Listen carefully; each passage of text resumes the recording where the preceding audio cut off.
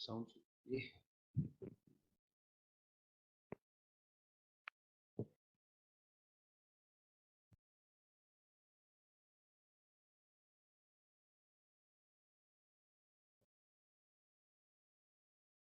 Sound.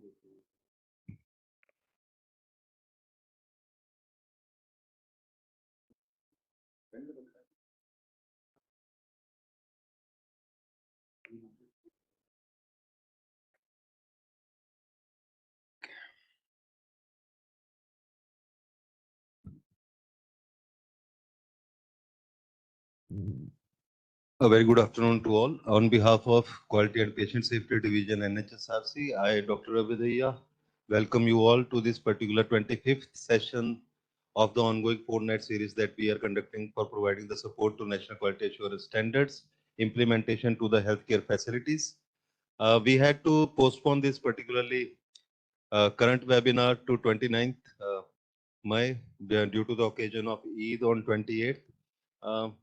As you all are aware, there is a particular set of principles that we follow for conducting this particular webinar. There is a quick recap of the earlier session that we have taken, and then followed to that, we will be taking up two core, topics for today's sessions. That is related to key performance indicators under National Quality Assurance Standards. And then we will be again touching upon the two quality tools, that is the control chart and the flow charts, how they are to be implemented in the healthcare facility to meet the requirements of the National Quality Assurance Standards.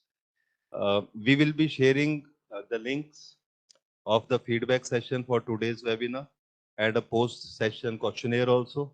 You all are expected and requested to you all are expected and expected and respected to please fill in those webinar feedback link and also attend the post session questionnaire that we'll be sharing on the link. All our videos, all the material that has been prepared for this webinar series is available on our quality and patient safety website of NHSRC, and you can download these material from our website and can use for the further capacity building of the healthcare staff in your healthcare facility. So to begin with,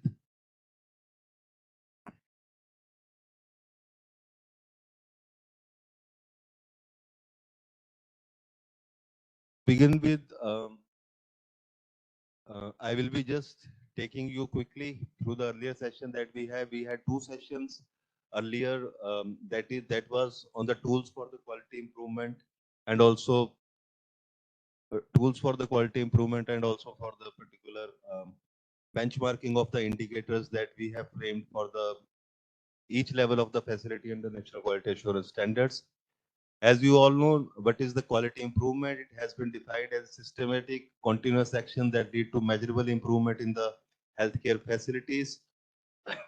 So to have a particular quality improvement system in the healthcare facility, it is very much imperative that some tools and the methods related to quality is to be implemented in the healthcare facility, which serve as an instrument and the technique which is used to support and enhance the activities of quality management and the improvement.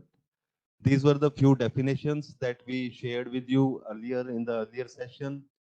As I have already elaborated, what is the importance of the quality tools? The importance of quality tools in the healthcare facilities is to reduce the infection rates, improve the satisfactions, decrease the medication errors, optimize the hospital workflows, and monitor the clinical performances.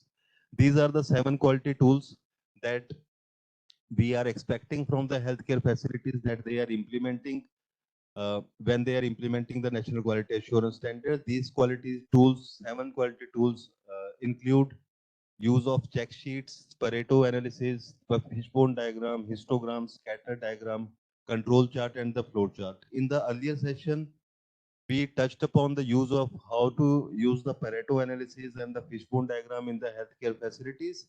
And today we will be talking about how to implement control chart and the flow charts. As you all are sensitized earlier in the earlier session, the fishbone diagram is also known as the Ishikawa diagram, and it is used as a cause and effect diagram, which gives you a visual representation to identify and analyze the potential causes of the particular problem. This fishbone diagram includes six, particularly causes that can lead to a particular problem statement. These particular six causes are related to the materials, the methods and the processes, the human resource or the manpower, the equipments or the machines that are being used, the nature or the environment, and the measurement systems that are in place. So we elaborated the steps how to um, implement the fishbone diagram.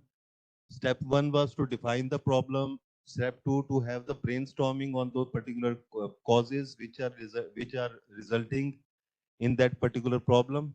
Step three includes the identify the categories that we have already shown you, the six causes. You can put those problem causing agents into these six categories. Draw the diagram and then do the root cause analysis. What is the actual reason of having such problem in the healthcare facility, then review with the team, and then particularly plan the particular actions for that particular problem. So this was the example that was given last time. If we are looking at the problem statement of high rate of the hospital acquired infections, so these are the particular causes then that can lead to high infection rates.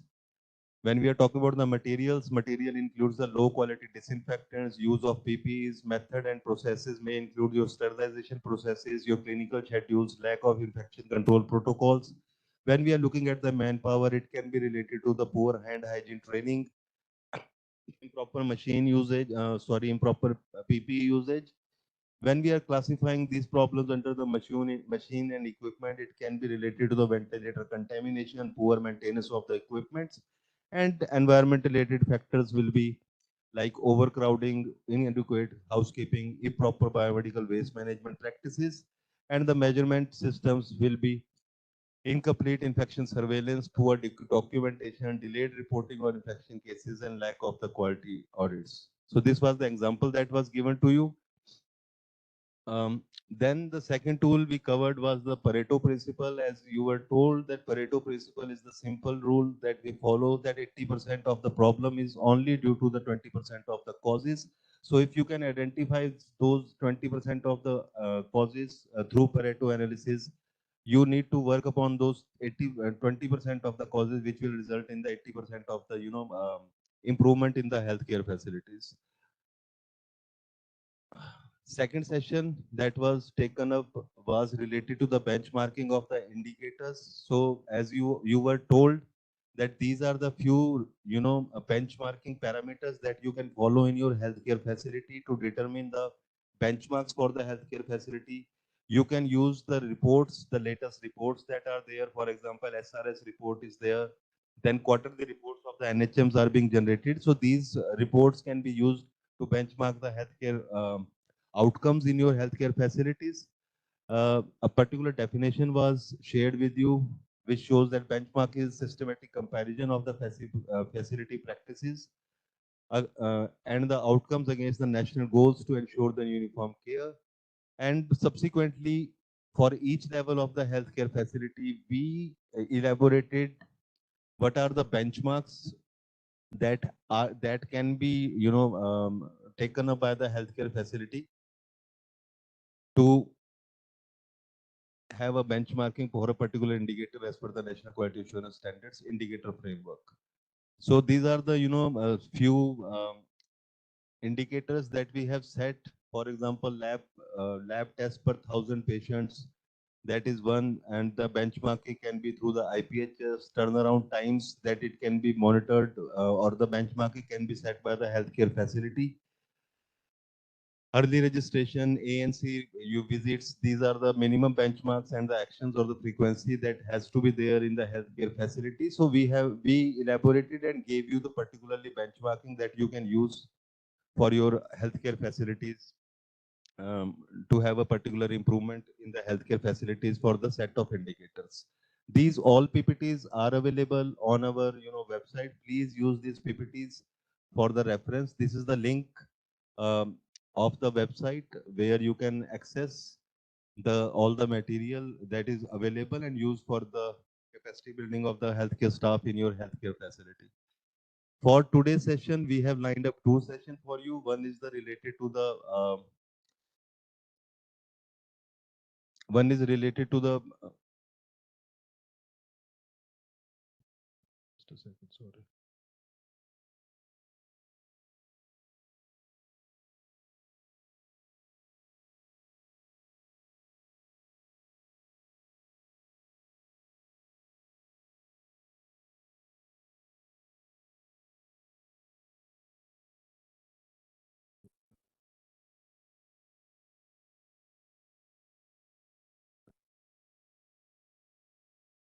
Share this overview.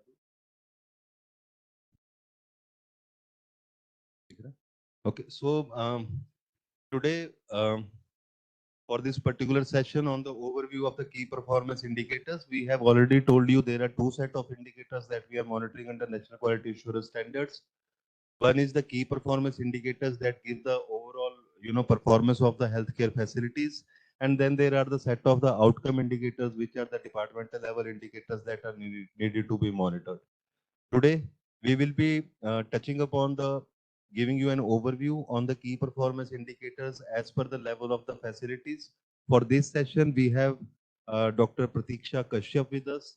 Dr. Pratiksha is the consultant with the certification unit, and she is responsible for seeing all the certification related activities in the particularly in the states of Delhi, Telangana, Meghalaya, and Jharkhand. She is the key resource for us for the capacity building in the states, and she will be taking the overview on this particular key performance indicators under the National Quality Assurance Standards. So over to you. Thank you, Dr. Abhay.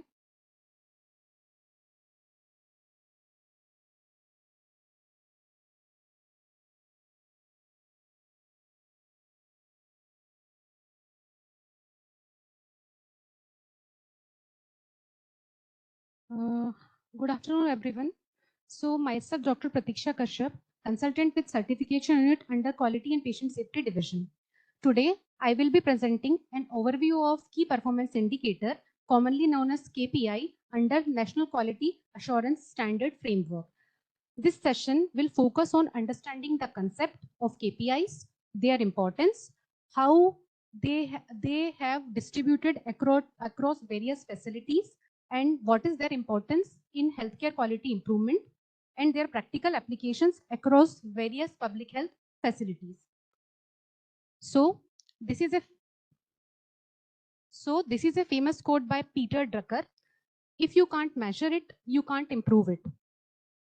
That means you cannot improve something that you cannot measure. So this highlights the importance of measurement in quality. In healthcare, unless we systematically measure performance, we cannot identify gaps, monitor progress, or implement corrective actions. And key performance indicators are that indicators that provide measurable evidence that helps healthcare facilities to understand where they are standing, and what they need to improve, and where they are excelling. In this way, we can definitely improve the patient outcomes. So we have just seen the importance of measurement. So let's see what is the importance of indicators. Why do indicators matter so much? This slide explains the importance of indicators. First, they provide critical information regarding achievement and accountability. They tells us what our health facility has achieved and who is accountable. Secondly, they support performance monitoring. And how they support performance monitoring? By helping track healthcare service delivery, how our processes are going, how our various service quality indicators are going. Thirdly, they contribute to quality improvement by identifying the gap areas. In which service we have gaps and which area requires urgent intervention. Lastly, if we have gaps, we know what are lacking. This helps us to improve our quality. And at last, they help us in informed decision making related to planning, resource utilization, resource allocation, strategic actions.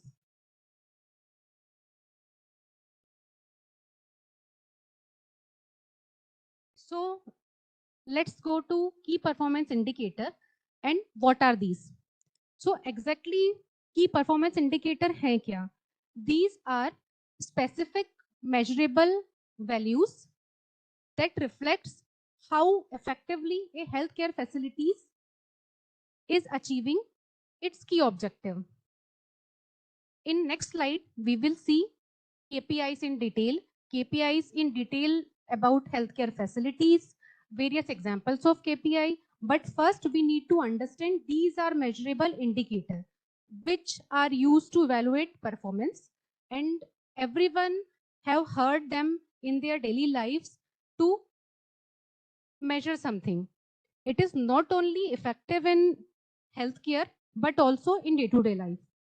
They helps to monitor efficiency, effectiveness, and quality of healthcare services under healthcare quality standards. And at last, when we have every data, when we have monthly KPIs, we can do the evidence-based decision making, which hence do quality improvement.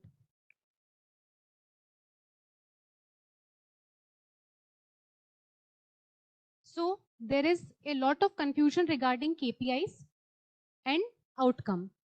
Most of the healthcare facilities often get confused when we discuss about KPI.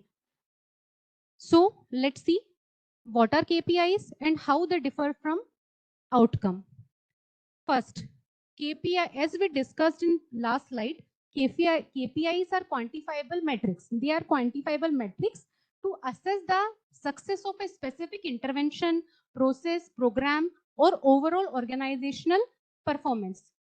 KPIs are facility specific, whereas outcome are immediate result or impact of various processes on population, patients, and system.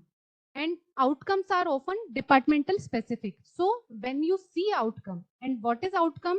Outcome comes under area of concern H, and for example in DH there are different departments, so in each department there are different outcome, whereas for KPI DH has a single set of KPI, and thus KPIs are available in operational guidelines page number 67 to 81. So let's see one of the example of KPI, which will give us some enlightenment about what are structure, process, output, and outcome. In last webinar, we have discussed about Donovadian model, and here let's go in detail about KPI and outcome. So let's take NQAS assessor training. So for NQAS assessor training, structures, what are structures? Structures are trainers, materials, venue, and platform. And if we want to see what are the processes associated with it, so processes are various interactive sessions, how the evaluation has been done, different type of sessions, different type of webinars. And what is the output? Output is immediate result. So the output is number of assessor trained and empaneled. And and as we now have 50 assessor trained and empaneled, what will be the outcome? Outcome will be enhanced service delivery, healthcare quality through improved and consistent NQAS assessment. So the highlight part is KPIs. Now KPI. What is KPI? What is key performance indicator for this NQAS training? When this assessment has been, when this training has been conducted, if at least 90% of the participants achieve an evaluation of more than 80, that is one of the key performance indicator. Next key performance indicator is at least 50% of the trained assessor conduct assessment within 3 months post training. And third one is they should have average satisfaction score 4.5 out of 5 in their feedback forms. So this is KPI. We have next example, reduction in maternal mortality. So if a facility, district or state want to achieve a reduction in the maternal mortality, what will be the inputs? Inputs will be skilled HR, skilled doctors, skilled staff nurses, the labor room and OT should be functional, blood bank should be functional, staff should be trained in SBA training, drugs training, they should have functional ambulance services. And what are the processes? The processes are ANC checkups, high risk pregnancy screening, maternal death review and referral services. Then as we know our inputs, our processes, what are the outputs? Outputs are increased institutional delivery, increased postnatal coverage, improved emergency obstetrics section. And how does all these processes impacted our maternal mortality? So we have reduced maternal complications, timely management of emergencies, reduction in the postpartum hemorrhage or reduction in the eclampsia deaths. And what is the impact? Impact will be reduction in maternal mortality.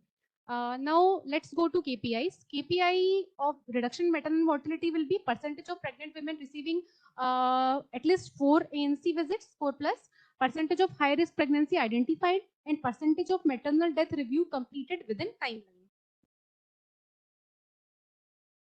So this slide shows the number of KPIs and outcome indicators. So the number of KPIs and outcome indicators varies by facility type.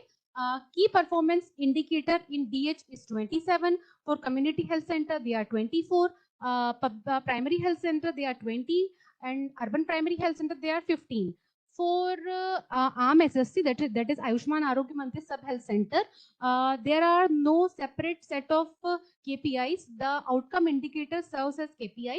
27 is for type A and 28 for type B. And let's see the outcome indicator, that is 350 for DH. The number is so high because they are departmental specific.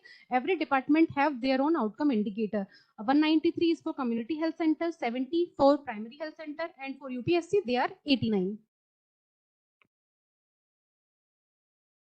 So let's touch upon the area of concern H. This slides give us a structural overview of area of concern H. Area of concern H basically covers outcome indicators. So H1 standard cover productivity indicator, H2 standard cover efficiency indicator, H3 is for clinical care and safety indicators, and H4 is for service quality indicators. Now let's go in detail about these indicators. What area of concern H covers in NQAS? In last slide, we have seen area of H covers productivity indicator, efficiency indicator, clinical care indicator, and service quality indicator. Here we see for every facility, we have the same set of indicator across all 4 standard. That is standard H1, H2, H3, and H4, except UPSC. UPSC covers all these standard under standard H1. And standard H2 is for the facility endeavors to improve its performance to meet benchmark. So through this slide, we understand whether that is productivity indicator, efficiency indicator, clinical care, or service quality. They are universal across all 4 of the facilities. Let's see in detail what are productivity indicator. So what is the productivity indicator? What are their objectives? Productivity indicator measures the volume and frequency of service utilized. So this also gives us idea to help to plan resource allocation, how to monitor the facility performance and identify gap services. For DH, there are 7 productivity indicator. For CHC, there are 8 productivity indicator, PSC 6, UPSC 5, and SSC 8. Some of the example of productivity indicator are OPD per month, bed occupancy rate, blood transfusion rate, percentage of NCD cases, and percentage of delivery conducted at night.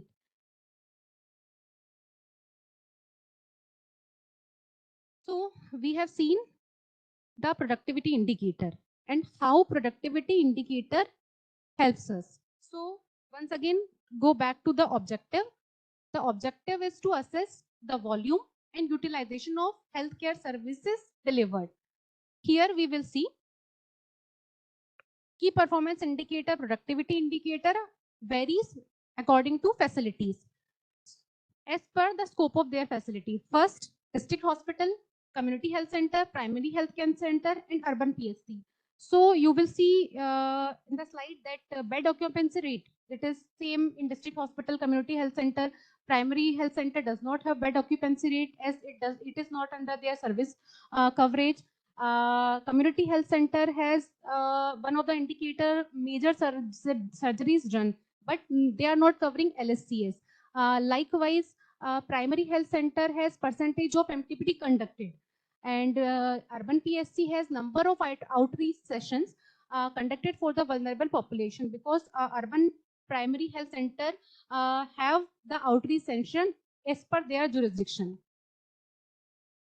So all these key performance indicator, productivity indicator, and other type of indicator, they all are available in the on the NHSRC website. We have given the reference at the end, and we will also show you how. And in that sheet, all the formulas are embedded. You just have to put the value, and at that you just have to put the value and get the results.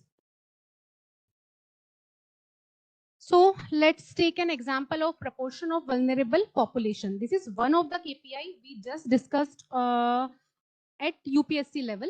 And what is the significance of this KPI? This KPI shows us the utilization of services by vulnerable population of the society. And now if we have to calculate this KPI, what is the numerator, what is the denominator, from where we will get the data, and what is the frequency. So the numerator is total number of vulnerable population, vulnerable patients attended the OPD. Inclusion is means kya rahega. Inclusion is both old and new vulnerable patients. Means the vulnerable patient can be old and new. For example, somebody has just migrated. So both old and new vulnerable patient, urban poor live in the listed and unlisted slum. जो slums हैं, slum में रहने वाले अगर urban poor हैं, they will also be included. Homeless जिनके कोई घर नहीं है, rag pickers, street children, rickshaw puller, construction and brick line clean. That is why it is written that new and old, and other like such as sex worker and other temporary migrants. Denominator, what is the denominator? Denominator is total number of OPD patients, both old and new. Frequency, we will calculate this monthly, and the register used will be OPD registers. So what is the formula? Formula will be total number of vulnerable patient attendant in OPD divided by total number of OPD patients. Let's go to the next slide to have another example. This indicator shows lab test done per 1,000 patient. The significance of this indicator is to measure utilization of laboratory services.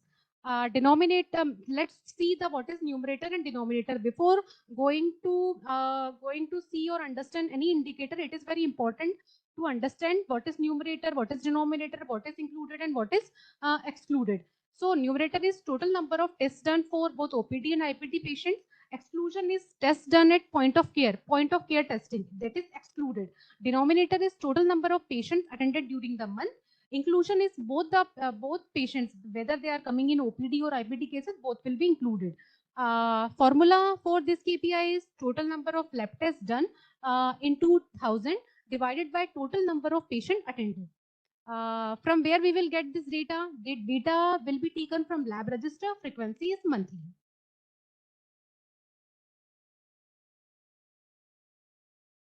Another KPI is bed occupancy rate. So this KPI shows the utilization of hospital indoor services. What is the numerator? Numerator is total patient days, midnight head count of each day added for the month of all patient.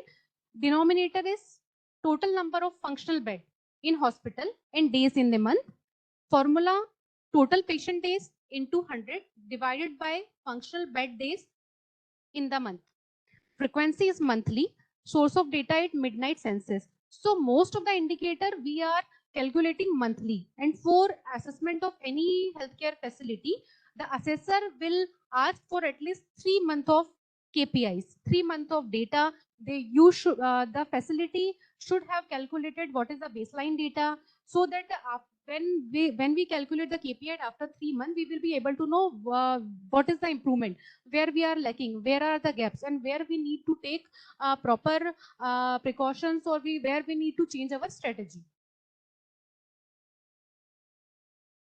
Let's go to next indicator, that is efficiency indicator. Efficiency indicator, as the name suggests, it shows how efficiently our services, our facility is functioning in existing resources, how optimal resources utilization is going on, and how we can achieve more with the existing resources. And how we are going to do this? By process standardization, waste reduction, and strategic resource deployment. There are 6 DH efficiency indicators. For community health center, efficiency indicator are 5, PSC 4, UPSC 3, and for ARM, that is Ayushman Arogya Mandir, there are 7 efficiency indicator. So once again, I will reiterate, efficiency indicator tells us how efficiently a healthcare facility is performing. The first example is percentage of stock out drug as per EML. EML is emergency essential medical list, and third is medicine list, percentage of high risk pregnancy obstetric cases referred to FRU, number of outreach sessions conducted per arm, per ANM, not for all, not all the outreach session of a district or a block, number of outreach sessions per ANM, each ANM is conducting how many outreach sessions, and dropout rate of pentavalent, and dropout rate for non-communicable diseases. So this slide shows us key performance indicator, especially for efficiency indicator facility wise. First, for district, let's see number of major surgeries per surgeon in a month. So how many surgeries a surgeon is doing in district hospital shows how efficiently that district hospital is running. If we comes to community health center, OPD per doctor, how many doctors are available per OPD? What is the percentage of stockouts? Percentage of critical emergency cases. For example, emergency cases are snake bites, trauma, or CVA. We also see how many referrals are being done. So how many patients are referred from one facility to another facility. This is also one of the key performance indicator of a facility. If we focus on urban primary health center, dropout rate of pentavalent is one of the KPIs, and similarly for primary health center. For example, if we have to see stock out drug as per EML. So stock out is consistent across all these four healthcare facilities. So some of you will see, when you see the KPIs that is available on in operational guidelines, you will see some KPIs are universal across all facilities, whereas some indicators differ as per the scope of facilities. Let's see another example of referral out rate. So this shows how referral out rate is calculated. What is the significance? This shows the efficiency of clinical processes. Numerator, total number of patients referred from the facility. Emergency and indoor cases are included. LAMA and absconding are excluded. Denominator is total admission in the facility. Total number of patients who have been admitted in the facility will be the denominator. And exclusion is daycare procedure. The patient who have not been admitted, who have been cured and have done the consultation only during daycare will be excluded. Formula, number of cases referred out from the patient into 100 multiplies by 100 divided by total number of cases admitted. So in this referral route rate indicator, we have to understand and we have to keep in mind that daycare procedures are excluded, llama and absconding are excluded. Frequency will be monthly. Most all of the KPIs we will be calculating monthly, and every data source will be some of the register. For example, for calculating the referral out rate, this data source will be referral register. So let's take another example of one of the indicator, that is emergency death rate. Significance is to check the efficiency of emergency department. How well our emergency department is performing is monitored through this KPI numerator. What will be the numerator? Total number of death in emergency, and the patient who have been brought dead will be excluded. Denominator will be the total number of registered patient in the emergency, and the patient who has been referred out will be excluded. And how we are going to calculate this? Total number of death in the emergency multiplied by 100. Denominator, total number of registered patient in the emergency. So during calculation of KPIs, we should always remember the number, the data which should be excluded should be given importance. You should not include the patient who has been brought dead. Frequency again will be monthly, and source will be emergency register. Now let's go to clinical care and safety indicator. Clinical care and safety indicator, they monitors clinical quality of our healthcare facilities and patient safety outcomes to ensure evidence-based delivery and continuous improvement. Under clinical care safety indicator, there are 10 indicators for district hospital, 7 for community health center, 7 for primary health center, and 4 for UPSC, 10 for SSC. Let's see what are the different indicators we cover under clinical care and safety. First is percentage of high risk pregnancy, percentage of women stayed for more than 48 hours, IUCD complication rate, percentage of DOT cases complicated successfully, number of children with diarrhea treated with zinc and ORS.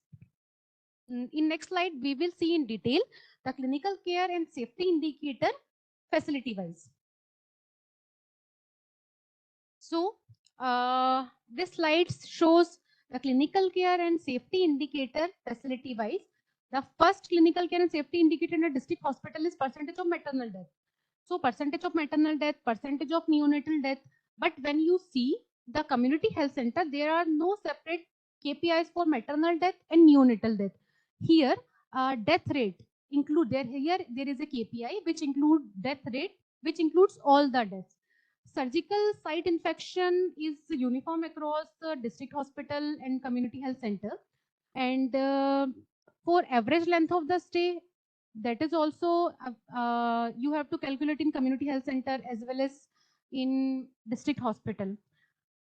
Then if we will focus on urban primary health center, percentage of anemia cases treated successfully is one of the KPI under clinical care and safety, but it is not under DH and as well as community health centers. So I think through these slides, you all are getting an idea that there are different indicators under different standard, that is H1, H2, H3 and H4. And there are some indicators which are common across all the healthcare facilities. There are some indicators which are specific to every healthcare facility. So let's take the example of surgical site infection rate. What is the significance? This is an indicator which shows the quality of infection control practices in our facility. What is the numerator? Total number of surgical site infection detected. And what is that surgical site infection? Any purulent discharges, abscess, spreading cellulitis at surgical site during the month after the surgery. Denominator will be total number of surgeries conducted, major or minor. So whatever number of surgery you are conducting will be denominator, and if there is any purulent discharges, abscess, cellulitis, they will come as numerator. That numerator during the month after the surgery. And what is the formula? Total number of surgical site infection detected means the patient coming to you with all these complaints multiplies by 100 divided by total number of surgeries conducted. Frequency will be monthly. Data source will be infection control monitoring report.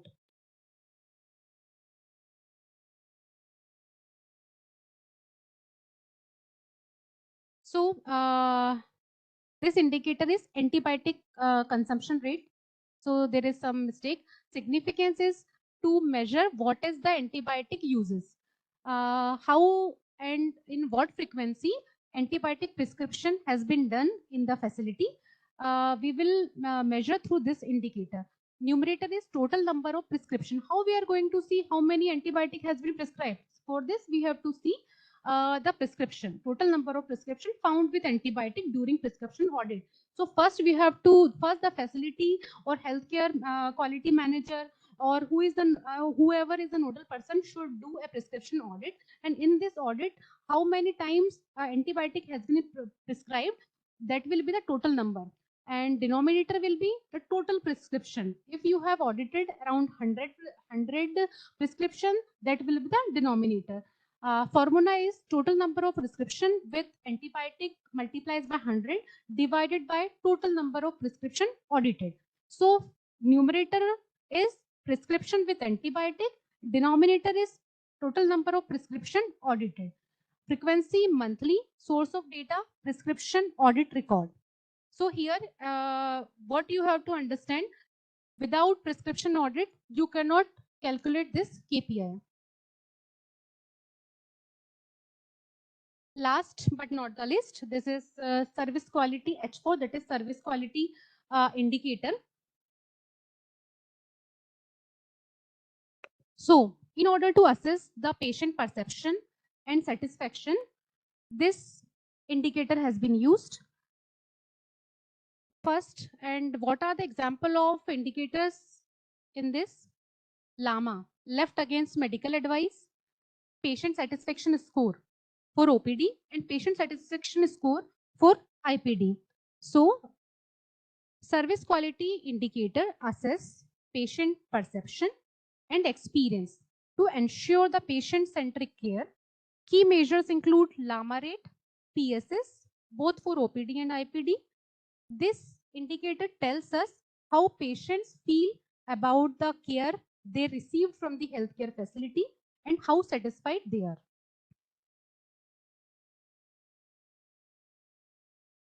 So these are the example of service quality indicators against a district hospital, community health center, urban primacy or primary health center. Whether it is DH, community, UPSC or PSC, PSS remains the same. So in order to understand the patient satisfaction score for IPD and OPD is must for all the three healthcare facilities. Then there is another indicator under urban primary health center, that is LAMA. LAMA is left against medical advice. This is also universal across these three healthcare facility. One of the indicator is registration to drug time. This is not under UPSC. This we will calculate only for primary health centers, and this we also calculate for district hospitals. So whenever you will refer to KPIs that you will submit during your facility assessment, what is mandatory to understand is each and every healthcare facility has different KPIs, and it does not varies according to department. It varies according to the type of healthcare facilities. Let's go to one of the example, LAMA, left against medical advice. How we are going to calculate this? Before calculating, we have to understand what is the significance. So the significance of this LAMA rate is, this shows the service quality and patient satisfaction with treatment and stay in IPD. So if a LAMA rate of one facility is coming very high, this shows that the patient does not have trust in the health facility and they are not satisfied with the treatment offered or during their stay. So let's see how we are going to calculate it. Total number of LAMA patients from the facility is numerator. Abscond and referral are excluded. Denominator will be total admissions in the facility. Formula, number of LAMA patients from the facility multiplies by 100 divided by total number of admission. Sources is admissions. How we are going to obtain the data? Data will be taken from admission and discharge registers. So we have already discussed the types of indicators across district hospital, CHC, SDH, urban primary health center, and now let's see ARM SSC. So as we have discussed in our previous slide, uh, ARM SSC does not have a separate set of KPIs. The outcome indicator mentioned in the checklist, they serve as KPIs. So the outcome indicator has been also divided into similarly productivity, efficiency, clinical care, and service quality indicators. In productivity, they have OPD cases. So you will see in most of the facility that consists of Ayushman Arogya Mandir sub health centers, there is no percentage. Most of the time, we are only asking about number of OPD cases, number of follow up, number of cases referred to. There is no rate or percentages. Under clinical care, number of children with diarrhea treated with ORS and zinc, number of anemia cases treated successfully. So similar these are the same across all other facility, but for ARM SSC, there are no separate checklist for KPIs. During assessment or during a facility, what a assessor or health quality manager should look for. First, as we have already discussed, what are the KPIs, what is the importance of KPIs, why it is important, and how it varies across different facilities. First, what should we focus? Whether the facility has measured KPI for current month during any assessment, the KPI during any assessment, it is mandatory to conduct the KPIs or calculate the KPIs for last 3 months, or whether the KPI for current month has been calculated or not. So when there may be delay in applications of NQAS and when the final assessment happens. So it may be possible the document you have submitted is 3 months old, but the month in which assessor is coming to assess the facility is a different month. So for that month also, calculated KPI should be there. Now, whether the baseline data for KPI is available or not. So why baseline data is available? Baseline data is available because when we have to compare something, we need the baseline data. If we do not have baseline data, we cannot certain that there is any improvement or not, whether we are going in right direction or not, whether this reflects and this shows us that we have made some improvements. So in order to measure anything, in order to see whether there is any improvement or still there is any gaps, it is important to have the baseline data and whether they have achieved the target of KPI. So for every district, every state, there may be different set of KPIs or different targets. And last but not the least, interpretation and validation of data should be done. So these are the 5 pointers which should be focused. This slide give us this slide shows us that the KPIs that I have already shows you in the past, they have been available and once you download these KPIs, whenever you will click, you will directly go to automated sheets.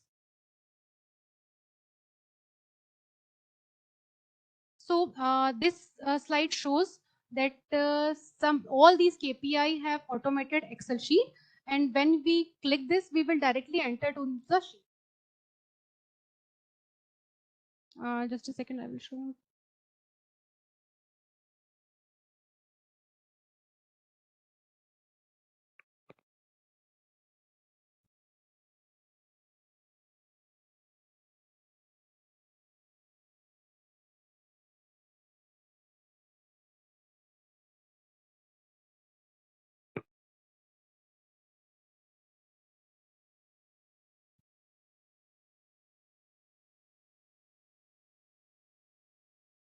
So there are different sheets for different facility, DH, CSC, PH, PSC and UPSC. So you will clearly see.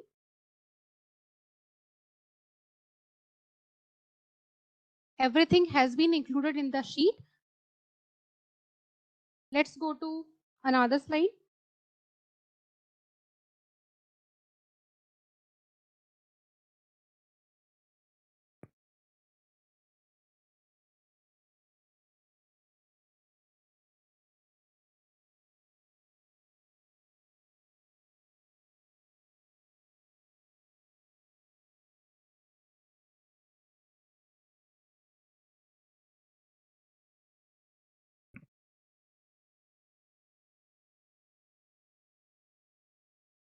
So there is some technical issue, but all the KPI are available on the NHSRC website.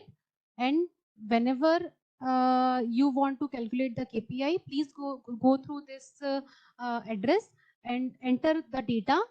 First read the KPI, understand what are the numerator, denominator, what has been excluded and included, and calculate your KPIs.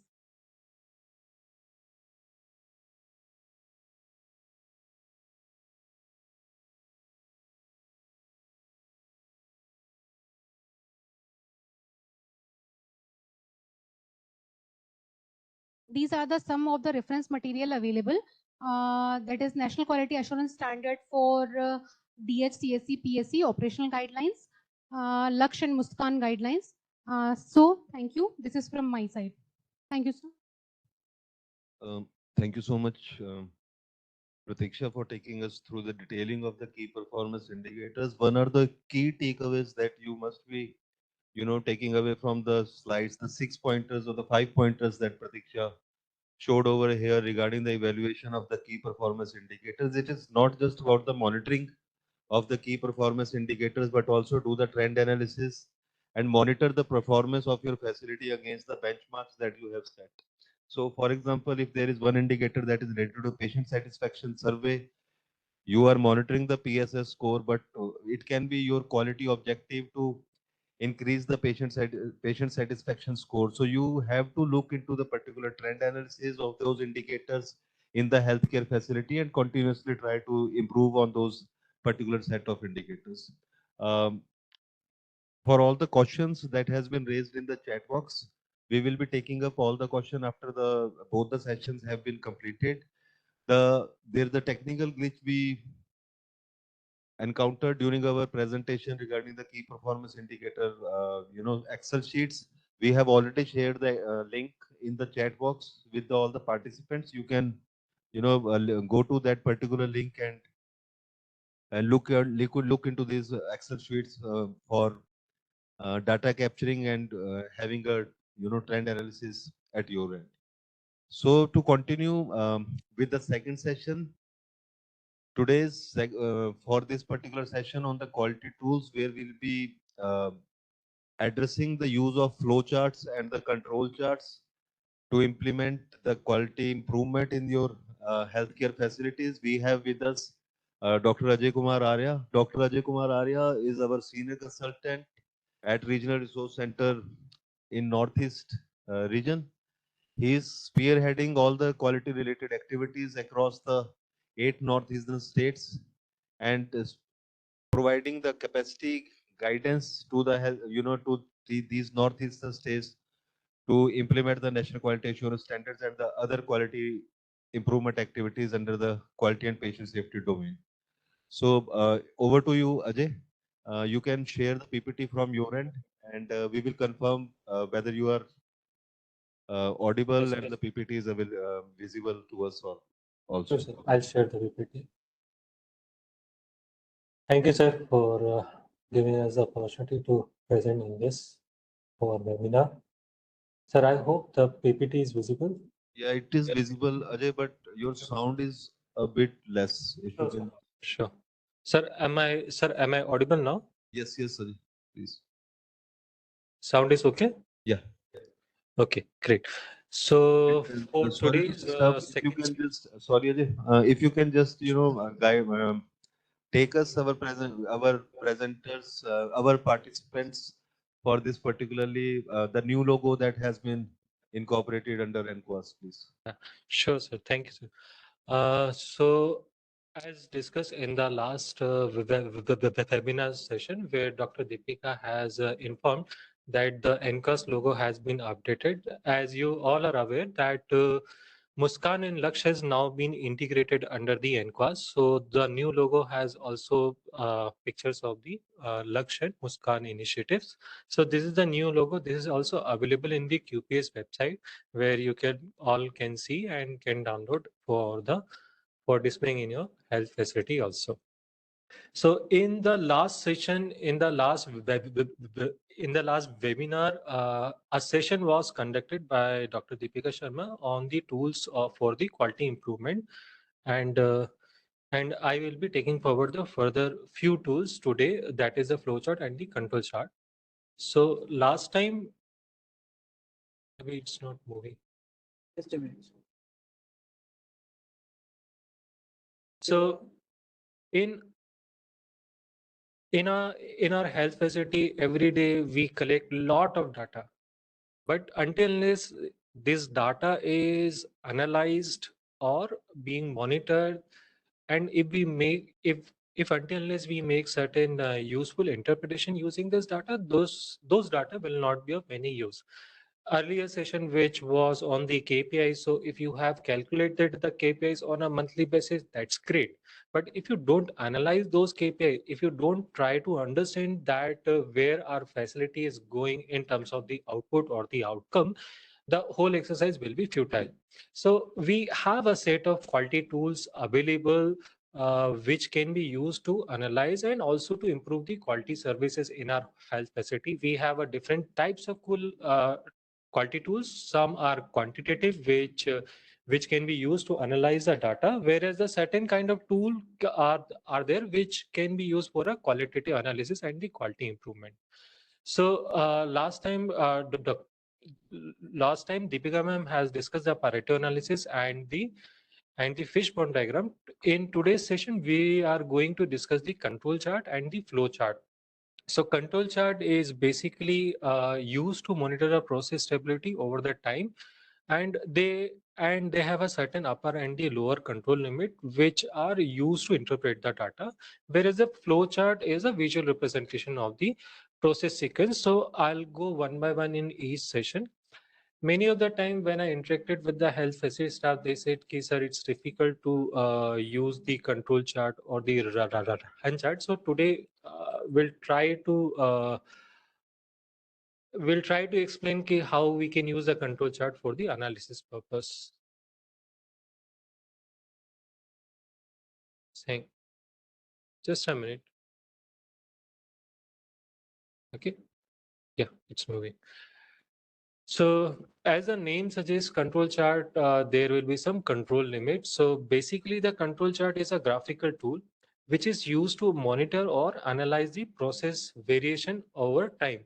Like if we talk about the KPIs, so we collect the KPIs on a monthly basis, but if we want to analyze the KPI, we can use the control chart so as to understand whether the KPI is the KPI showing the variation under the normal situation, or is it showing a special cause variation for which we need to further introspect?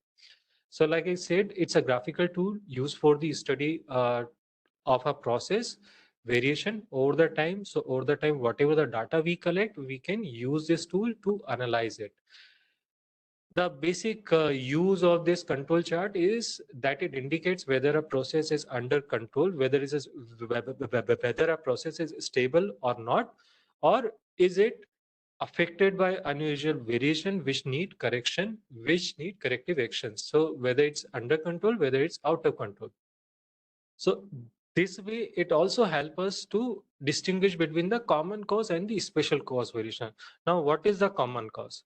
Common cause is, see, when you collect the data for any of the data variable, if you collect the data for any of the process, for any of the indicator, not all month data will be same. In this week, your patient satisfaction might be 3.2. Maybe the next month, it might be 3.5. Next month, it might be, let's say, 2.8. So every month data changes. So while analyzing the data, we need to understand that whether this variation is okay, or whether these variation are acceptable or not, or whether these variation are so much that that something is not going as per the planned process.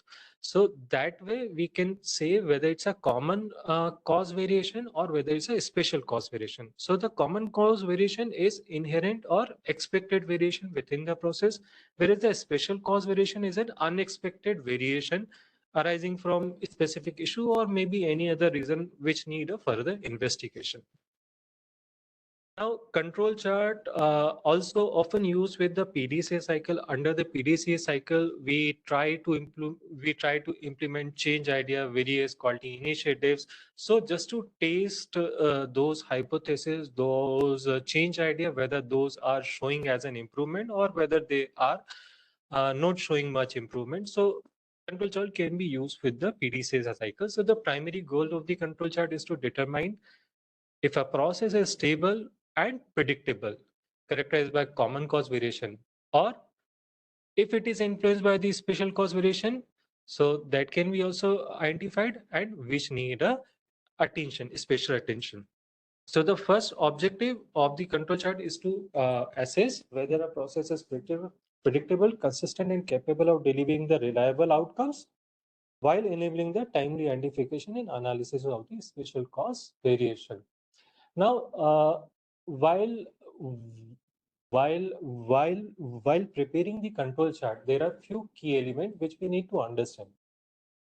So before going into this, let's say if I plot a data of let's say average length of stay in a hospital. So let's say if I plot this data in a line diagram, so it will be showing like this. So in the first week, maybe the average length of stay for the patient, admitted patient, is 3. Maybe the next week it might be 4, it might be 3.5, it might be 7, it might be 3.5 again, it might be 4 again. So every week we will get the different data. So while visualizing this data, it's very difficult to understand whether it's under the normal range or whether it's showing some abnormality. Some people might say by looking at this data in the graph on the right side that it's okay. In some week, there might be a more number of average length of stay. So to analyze this or to have a more objective looking at this or the objective analysis of this data, instead of using the line diagram, we use the control chart. So if I change it to control chart, then there will be 3 more line appearing. One is the black line in the center, and there are two control lines, both above the black line and the below the black line. Now, what are these line? We'll discuss in the next chart. So this is just a translation in the Hindi. Those who need Hindi, so they can go through this slide also. I hope I'm talking in a very basic English, which will be easily understandable. Now, these are the 4 key components of a control chart. So under control chart, there is one key component is a center line. So in this graph, you can see there is a line of the black color. So this is the central line which denotes the average performance of the data which is mentioned, which is projected in this graph. So central line always represented the average or the mean, and it also serves as a reference point for assessing the performance over the time. Now, second is the upper control line or the upper control limit, which is the highest acceptable variation. So over the time, this process will show a different set of data. So we have set a upper limit or the upper control limit, which is usually the 3 standard dimension of the three standard dimension of the average of the whole process. So this is the upper limit. And there is a second control limit that we called as lower limit. That is a lower control limit indicating the lowest acceptable variation, which is average minus 3 standard deviation. There is a standard formula which we use under the statistical to analyze a data. And lastly, the data point which we plot over the months or over a week. So now, based on your data collection process, you can also plot the data in the graph on a daily basis, on a weekly basis, monthly basis. It's all depend on the process and what you want to observe. So for any process or indicator, data may not be the same every day. Just to assess whether data is under the normal limit or not. These control limits, upper and the lower control limits, are used to define the expected range of the process and distinguish a normal process variation from the unusual variation. So in this graph, you can see that majority of the data points are in between this upper and the lower limit, and one special outlier is there in the month of in the week 4, which lies outside the upper limit. So all the remaining points are considered as a normal variation, whereas the in week 4 we can say that the week 4 is exceeding the upper control limit, indicating that there is a special cause variation requiring analysis. We need to dig down into this in this 4 week what happened, what were the gaps, why the average length of stay of the client is increased 7 to 7 days, what happened during that week. There must be some gaps or some issues happen, so we need to identify those gaps. We need to work on this gaps, brainstorming those gaps, what action can we plan to address those gaps. So let's take one more example, how to create a control chart. So here I am giving 5 values of the control values of a lab test. So 10, 11, 12, 10, 11, 10, 10, 11. So these are the 5 values. Now in order to create a control chart, first we need to calculate its mean or average value and both the control limits. So can anybody help me calculating the average value of this? So before going into this, these are the basic formulas which we use to calculate this. Mean is basically the average value of all the data given. Second is the standard deviation. So why standard deviation? Because if you want to calculate the control limits, what we call as UCL and the LCL, that is upper control limit or the lower control limit, which is usually the mean plus or the third standard deviation, or the lower mean minus 3 standard deviation, that is a lower control limit. So to calculate this control limit, we need to first calculate the standard deviation. So let's start with the first basic thing. Let's calculate the average value of this. So can any of the participant can calculate the average value of this 5 data figures, that is 10, 11, 10, 10, 11? Any comment from the participants?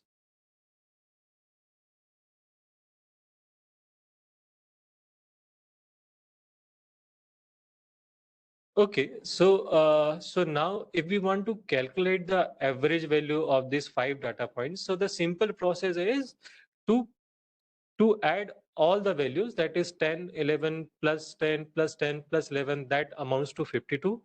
And now the total values are 5, so we will divide it by 5. So the total average value comes at 10.4. So that is our mean, or that is our average value. Now to calculate the UCL or LCL, that is the control limits, so we first need to calculate the standard deviation. So standard deviation is the root of sum of difference of your lab values minus the average value, divide by n minus 1, that is 5 minus 1, that is 4. So let's calculate this thing. So in the first step, it looks a bit calculative, but if you understand the concept, it's not that difficult also. So in the first step, what we need to do is, first we have to take the difference of the data value and the mean value. So first data value was 10, so 10 minus 10.4, that is average. Second value was 11, so 11 minus 10.4. Third value was 10, so again 10 minus 10.4, then 10 minus 10.4, then 11 minus 10.4, divided by n minus 1. So n is total 5 values are given, so n was 5 minus 1. So once we take out the difference, so first 10 minus 10.4 का difference आता है minus 0.4. Likewise, we will be calculating the difference of all the data values.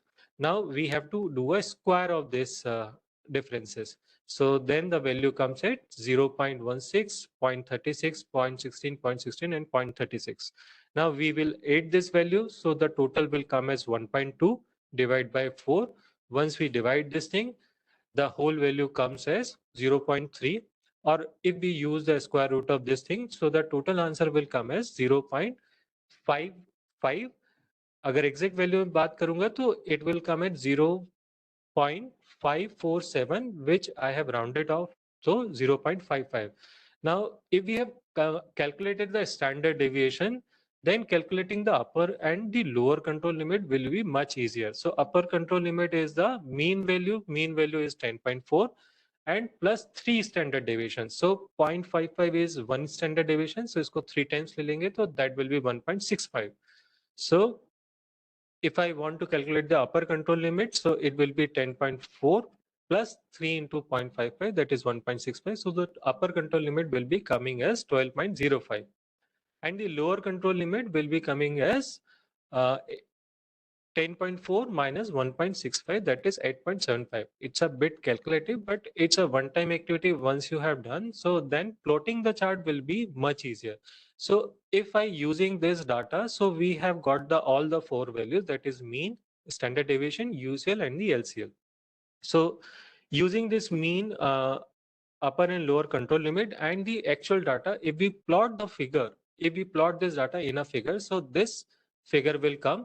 So the upper control limit is marked with blue color as a 12.05 level.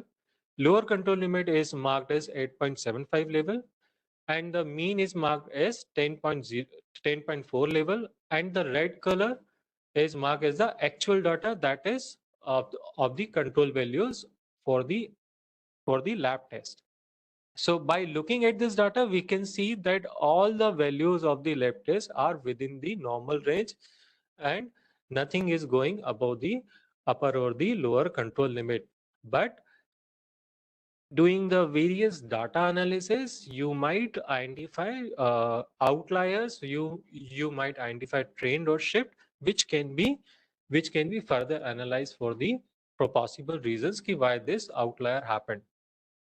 So in this chart, in the right side of this slide, we can see there are few example charts are given in which our data is showing a special cause. Since the data is lying outside the upper limit, so that will be considered as a outlier data and it will be considered as a special cause variation. That means something has happened, because of that this data goes above the 3 standard deviation of the average value. So then we need to look into this. Apart from this, you can also see the trend or the shift in this using this control chart. So shift is basically a 6 or more consecutive data points above the mean value or below the mean value. That means your entire process is shifted towards other direction. So there also we need to look into the possible reason. Now, where can we use this control charts? So control chart can be used for any data analysis for which we are collecting data on a certain periodic interval of time. Like we can use this control chart for the monitoring of the hospital acquired infection rates or the monitoring of the key performance indicator or the outcome indicator in a department. We can use for the controlling for control values of the laboratory test, like we did in the last example. We can check it for the we can use it for the monitoring the average length of stay in a hospital for the client, taking patient waiting time in a different departments, like in the registration or maybe the emergency department or maybe in the laboratory department, that how much waiting time is there. Is there is a specific day in which waiting time increases so much, what happened during that day. So those are the outlier we can identify using this control chart. Evaluating the laboratory turnover time, it can be used for many purpose wherever you are calculating the data on a periodic timely basis, so as to see whether the variation, whether the changes are lies under the normal variation or maybe the special cause variation. So this was regarding the control charts. Now, in the same thing is control chart का उपयोग सार्वजनिक स्वास्थ्य सुविधाओं में विभिन्न संकेतों की निगरानी के लिए किया जाता है, जैसे like I said earlier, infection rates के monitoring के लिए, KPIs की monitoring के लिए, लैब कंट्रोल वैल्यूज की मॉनिटरिंग के लिए, एवरेज लेंथ ऑफ स्टे की मॉनिटरिंग के लिए, पेशेंट वेटिंग टाइम की मॉनिटरिंग के लिए, timely timely timely giving the reports of the lab test, that is turnaround time, और मेडिकेशन एरर की निगरानी के लिए भी इसको यूज किया जा सकता है. So once we have identified this thing, we need to further work on why this spatial variation happened, why this difference happened, what were the possible reasons, what can be done to address those reasons. So that for that you can use the various other types of quality tools. Now the second type of quality tool for the today's discussion is for the flow charts. So flowchart is basically the stepwise graphical representation of a process. So describe how a specific process is performed. So in I think 22nd session of the webinar, online webinar, a detailed session was also conducted on the process mapping. So this is this is somewhat similar to process mapping, but a simpler version of the process mapping. So under the flowchart, what I can say is the flowchart is the diagrammatic representation of a process or a workflow that illustrates the sequence of activities, decisions, or actions using the standardized symbols like arrows, rectangles, diamonds, or oval. So basically give you a step-by-step visualization of how a process is performed from start point to the end point. So helps healthcare team understand the flow of activities, whose responsibility will be there to carry out those activities, and what are the decision point within that system or a process. Also helps to identify the bottlenecks, delay, non-value adding activities, give more clarity to the facility staff for better communication and for better decision making in a hospital workflow in a day-to-day activities. Also, these flowcharts are an integral part of the standard operating procedures which are commonly used and describe how a specific activity is performed. So these flowchart can be used for variety of activities like the patient registration process or the handling of the patient while they come in the emergency department. So emergency patient flow को maintain करने के लिए हम flow chart बना सकते हैं.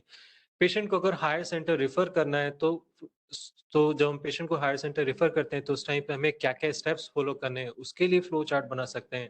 Medication अगर patient को देते हैं तो उसके लिए फ्लो चार्ट हो सकता है. अगर हम किसी अगर हम किसी पेशेंट का रैपिड डायग्नोस्टिक किट से अगर टेस्टिंग कर रहे हैं तो उसके लिए क्या क्या स्टेप्स फॉलो करने हैं तो उसके लिए फ्लो चार्ट हो सकता है. फ्लो चार्ट किसी भी प्रोसेस के स्टेप बाय स्टेप एक्टिविटीज को बताने के लिए, उसको शो करने के लिए या उसको फॉलो करने के लिए यूज किया जा सकता है. Now, under the flow chart, there are few common symbols which are used, like we discussed in the process mapping presentation also. So first is the oval shape. So oval shape also always denote the starting and the end point of the particular process for which this flow chart has been prepared. So whether the beginning and the end will always be denoted with the oval shape chart. Now, second types of shapes we use in this flow process is the rectangular shape, which shows the various steps of the process. So all the steps from the starting to end will be denoted by this rectangular shape. Every task or every decision point will be represented by the rectangular shape. Now there is one more shape which we use as a decision points. So wherever there are two pathways of a process, once you reach a certain points where it will divide into two pathways or where we have to take a decision. So in those cases, it will be shown as a diamond shape. So here you will be having an option like yes or no. So examination हुआ नहीं हुआ, हुआ तो फिर consultation के लिए जाएंगे, नहीं हुआ तो पहले नर्स एग्जामिन करेगी, उसके बाद डॉक्टर कंसल्टेशन होगा. So these are the third step, and lastly is the arrow. So arrow is basically denotes the direction of a process. So from the starting to the end, so these are the direction. Now, if you want to develop a flow chart for any process, so you can develop this, but you have to follow the certain rules. First and foremost, you need to identify the process, what process you want to prepare the flow chart. What is the starting point? What is the end point? So first you need to identify that thing. Second step in developing the flowchart is to list all the processes, whatever the processes you know in between from the starting to end point, what are the different steps. So you have to map or you have to list all the steps. Then once you have listed all the steps, then we will arrange in a sequential manner. So what comes first, after that what happens, then next, likewise we will arrange all the steps in sequence. After making this, we can have a discussion with the stakeholder, with the person who are actually involved in doing or conducting this process. So we can have a discussion with them. We can also add or delete on a certain process as per the need required. We can review this with the stakeholders. And lastly, validate and the finalize. Once we have validated this, discussing with all the concerned stakeholders, make the necessary revision, and obtain the stakeholder consensus, we can validate this and finalize for the implementation purpose. So let's take another example. Let's say if I want to create a flow chart for the medication administration. So the simple process will be from start to end, that first we will check the patient identity, that whom to give the medicine, whether it's a right patient or not. Then what medication need to be given. So we will be checking the medication. Next step is whether we are taking the right dose, whether we are administering the drug through the right route. Then the next step could be administer the drug and document it on the patient case sheet. The next step would be the monitor the patient, whether there are any adverse reaction or not, whether the patient is stable or not. And lastly, the end, after completing the documentation. So this is just a sample or a very simple flow diagram or a flow chart that how to administer a medication to a patient. Same way you can prepare a flow chart for conducting a rapid diagnostic kit test. We can also create the work instruction for various processes, and those further can be further included in the SOPs once they are finalized. So this is again in the Hindi language. So it's the same thing. I'll move to the next. So let's go to a certain more complicated level. Let's say if I want to prepare a OPD flowchart in a primary healthcare facility. The first step is the entry of the patient in the hospital facility, and the last step is the exit of the patient. So first, and so we need to identify the flowchart for the flowchart for the OPD process, starting from the patient arrival to the end. So first the patient arrived. Now the second step could be the registration process. So once you do a registration, then the client will go to the waiting area, because there will be other patient waiting. So he will wait for his number to come. There he will go for the consultation with the doctor. So once a doctor examines, once a doctor consult, is there any diagnostic test required? If yes, then the patient will be sent to the laboratory. Then the required test of the patient will be happening. Once they have conducted this, they will the lab technician will give the result of the test. With that result, we will again go to the doctor to show the result. So based on this, doctor might change the medication, and if there is no further diagnostic text is required, then the patient will go to the pharmacy to collect the medicine. After collecting the medicine, the patient will go to home, and before going home, we are also supposed to conduct the patient satisfaction survey. So we will be collecting the patient feedback, and after collecting the patient feedback, patient will be going out of the facility, going home.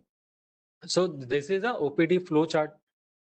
So likewise, we can create a flowchart for the various activity. We can further detail down based on the services, like based on the purpose for what you want to create a flowchart. We can further detail down. We can identify what are the unnecessary activities which are existing system have. So those unnecessary activity can be uh, can be removed, and further we can further improve the flow charts of that particular process. Now flow chart commonly used in our health facility, where we show uh, like the patient admission process or the emergency response protocols, so as to reduce the emergency response time and to have a better triaging process. We can use the flowchart for the infection control practices or the sterilization process or the autoclaving process. We have the flowcharts for the treatment protocols, for sending the patient to the high level lab procedure, for the patient discharge, during the discharge what step need to be taken, and the follow-up process. So these are the few example of these flowchart. Using the flowchart in the emergency care, reducing the response time and ensure proper triage decision. Now, lastly, the summary. Uh, in a nutshell, we can say that the control charts help monitor the stability and the variation of a process, that how stable is a process, how much it's giving the particular data within the control limits, and is there any common cause variation or any special cause variation which need special attention. Flowchart, whereas flowcharts are the flowchart are to simplify and standardize various workflow and the processes. So these supports the SOP development and the standardization, and also improves the patient safety, and both to support the healthcare quality improvement and the patient satisfaction. So that's all regarding the flowchart and the control charts. Thank you. If there are any questions, so we will be taking the questions now.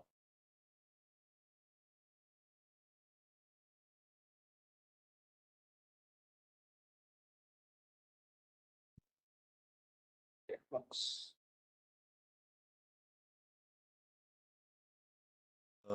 Thank you, Ajay, for that this particularly elaborative session on those particularly control charts and the flow charts. Particularly the example that you shown regarding the difference and the summarization of these quality tools was and must be very much helpful for the participants that have joined today. Again, to reiterate the points, all the material that we are preparing for you is available on website, and you can download it from here and can use this particular material for further capacity building of the healthcare staff.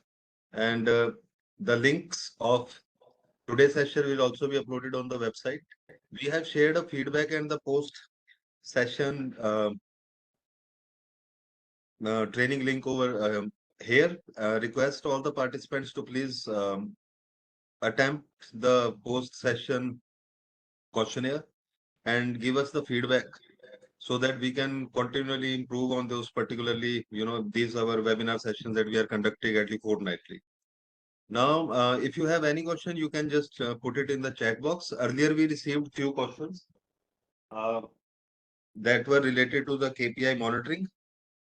One of the participant asked, in the labs test where one patient had 5 to 6 tests, should all the tests done by him be counted, or should only the test of that patient be counted? Look, when we are talking about the number of lab tests done, we are calculating the total number of the lab tests that are being conducted, be it related to any, parameter. So it is not the number of the patients that are being counted, it is the total number of the lab tests that are being counted. So that is the denominator that you have to take. Then one question was related to the kindly explain the daycare patient, which patient counts in daycare. So any activity that has where the admission is not being taken up, that is being taken as a daycare activity. For example, your dialysis services, they are being counted in the daycare. For example, your observation beds, they will be counting in the daycare. So any activity where the admission is not being taken up will be taken as the daycare activity that you have to, take into the inclusion and the exclusion criteria. Then there was one question that is related to how to calculate in percentage the inpatient with complete screening for the nutritional needs. So for this particular indicator, you can take the denominator total number of the admissions that has been taken in the facility and the nutritional assessment for the patients where the nutritional assessment has been carried out. So this will be the overall calculation methodology that you need to adopt for this particular indicator. Then there is one indicator that is related to how to calculate the medication error. Ajay, I want you to chip in over here and please respond to this question. How to calculate the medication error there?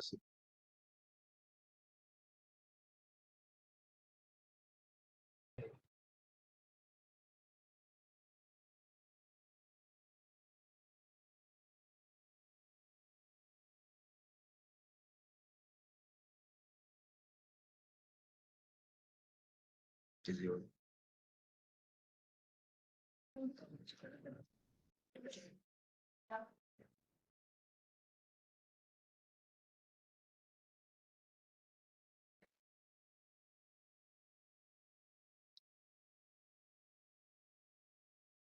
Hello? yeah, Ajay. Sir, medication error, in a way, we are talking about the adverse drug event or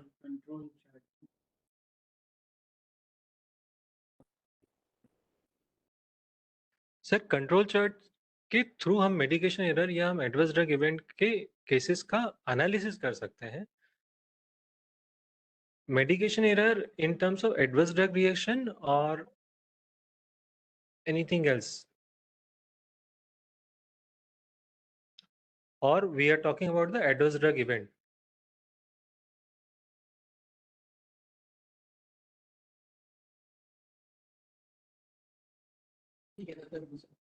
Okay, another question is regarding the process mapping and the flow chart.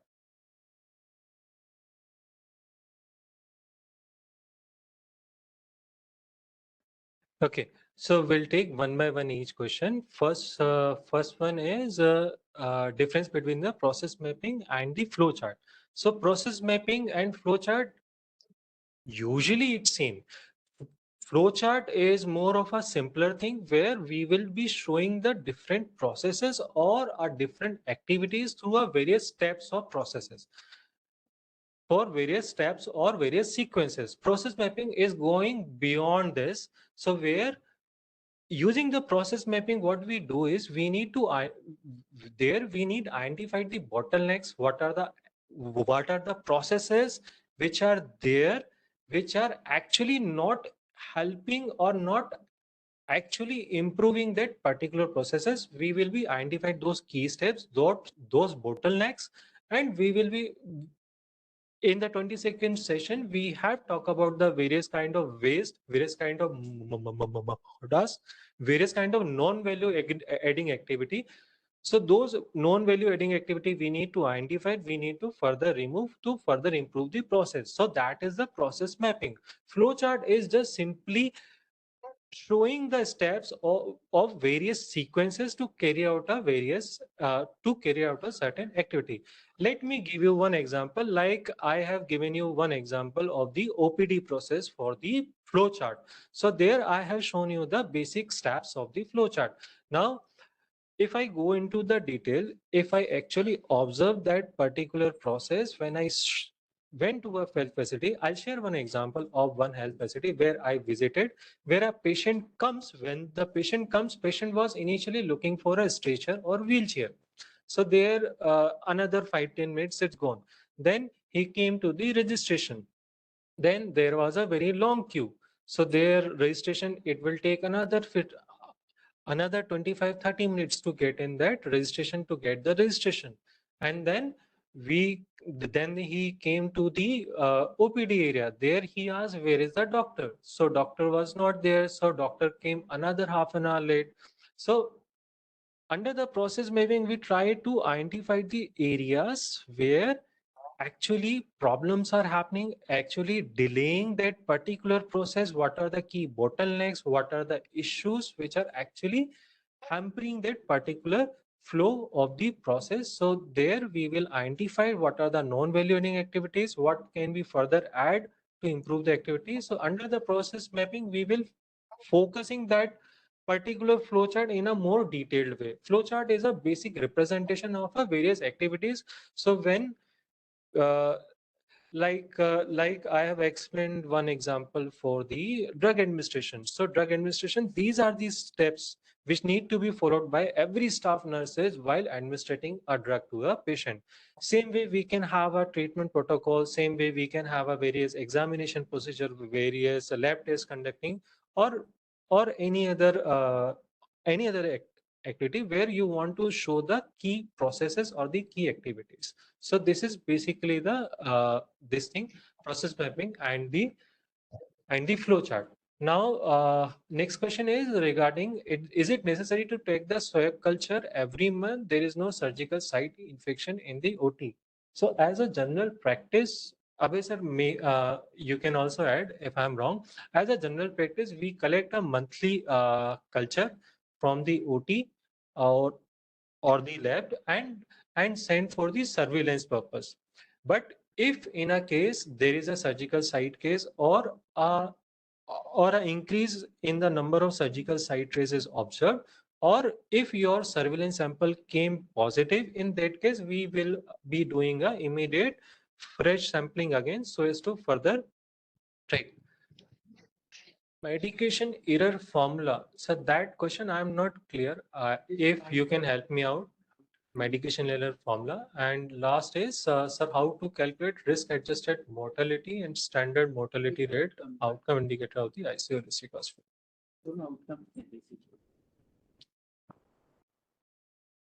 Abhay sir, can you help me regarding the Regarding medication this error particular, formula? I'm not clear with the surgical site question. infection monitoring, the question that has been put by one of the participants. Look, as Ajay has already said, it is the prevention measure that we are taking in the OTs, where we are performing the swab culture to detect whether any microbiological, growth is there, and we can prevent the further, infection spread in the particularly any surgical unit. But even if there is no infection prevalence like surgical site infection rate or something like that, even then you have to perform the microbiological surveillance to ensure that all the sterilization and the cleaning practices that are being followed in the OT are resulting in the desired outcome of no microbiological growth in the OT. Regarding this particularly, the question that was raised regarding the medication error, look, there can be n number of medication errors that can be happening in the healthcare facility. The medication errors can be related to the wrong administration of the medication. It can be related to any adverse reaction that has been developed due to medication. It can be related to the wrong patient administration. So it is up to the healthcare facility to decide which are all the indicators that they are taking as a numerator, then divided by the total administration that has been taken. So it can be a incidence rate. Incidence rate will be a good methodology to capture the medication errors rather than having a numerator or denominator for that particular calculation of the indicator. It can be an incidence rate wherever the medication error has happened in the healthcare facility. Then, okay, so again, there is one clarification that participant has highlighted, that medication error related to per thousand patient days. Okay, so when we are talking about the per thousand patient days, you can take the number of the inpatient days that has been calculated in the healthcare facility. We have a question related to, sir, how to calculate risk adjusted mortality rate divided by standard mortality rate, outcome indicator of ICU district hospital. Look, just to give you on this particular guidance, we are sharing again the link of the Excel sheets that we have prepared for each level of the facility. Against each indicator, the numerator and the denominator that is to be used by the healthcare facility has been elaborated. We have earlier shared that Excel sheet also. We will again be resharing that link. You can refer to that particular Excel sheet to decide on the numerator and the denominator guidance for the healthcare facility that has been framed for this particular national quality assurance standards. Again, a request from you all to please fill up the feedback form and the post session questionnaire that we have shared. It is very much useful for us to evaluate our performance as well, how we are performing in imparting these particularly sessions to you. If you don't have any particular more questions, again, you can reach out to us in any way. You can, we are introducing each and every participants with the responsible states they are handling in. You can reach out to NHSRC extension. You can call us, and we will be very happy to support you in implementing the standards and to achieve the quality of the desired level services that we are expecting. So again, a request from you all to please fill in the feedback and the post-session questionnaire. And I would like to thank Dr. Pratiksha and Dr. Ajay Kumar Arya for their active, support in this particular session that we carried out today. And we are expecting more participation in the coming webinars. The next webinar will be conducted on 11th June. That is every fortnight Thursday we are having this particularly webinar series. Hope you all will join again, and we will be again sharing the particularly 2 sessions related to these area of concern G and H that we are taking up. This particular webinar session series will continue till August, and we will again continue with the new approach and new session for the participants. Again, we are sharing the post-test link and the feedback also. Again, all the participants are requested to please share their post-test and uh, uh, feedback link in this particular thing. So with that, we thank you, and we are continue with this particularly, session as of now till the participants are filling up the feedback and the post-session um, questionnaire. We will be again meeting you all on 11th June, as I said, with 2 more sessions on area of concern G and H. With that, thank you, Ajay and RRCNE team, and thank you, Dr. Pratiksha, for contributing this particular session. Thank you. Thank you, sir.